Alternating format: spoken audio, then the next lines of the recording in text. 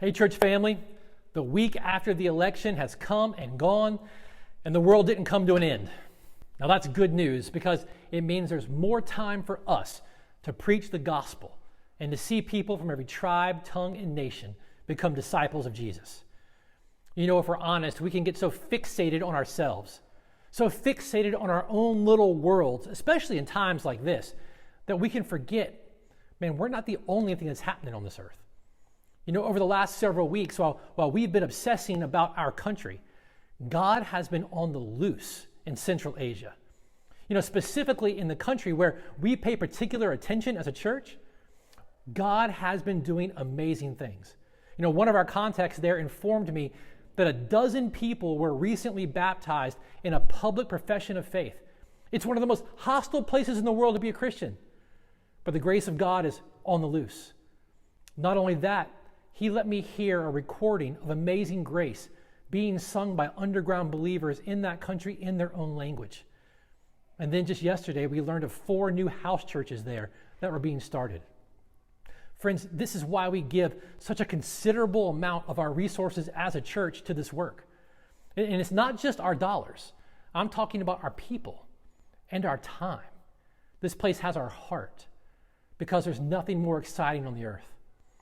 So in these days, don't let the chaos of our politics and all the outside voices somehow dominate your perspective on God's mission and activity.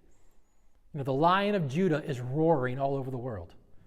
And it got me thinking, in light of our present time and all of the surrounding noise, you know, I found Isaiah 55, 8 and 9 to be very helpful for my soul. It says, "For my thoughts are not your thoughts, neither are your ways my ways, declares the Lord.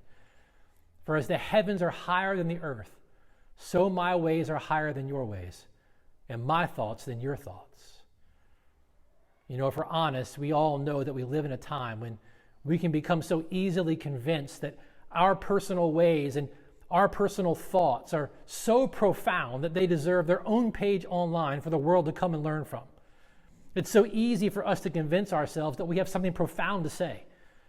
And then, if we're honest, we spend countless amounts of our time every single day bouncing around from page to page to see what other people have to say and then evaluate their thoughts based on our own personal thoughts. And one of the compounding dangers of that is that the more convinced we become that our own thinking is so profound, we can begin judging and evaluating God on the basis of our thoughts. That's why you can read everywhere in books being published today and thoughts being shared online, this idea that sounds like this: I wouldn't do X, Y, or Z, so therefore God wouldn't either. But all we're doing is fashioning God in the form of our own personal thinking and reasoning.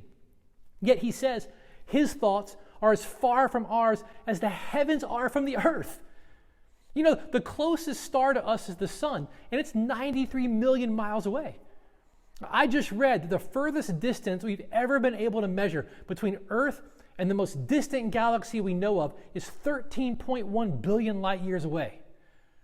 The point being, God is saying the way He thinks and reasons is even greater. The distance between us and Him is even greater than that.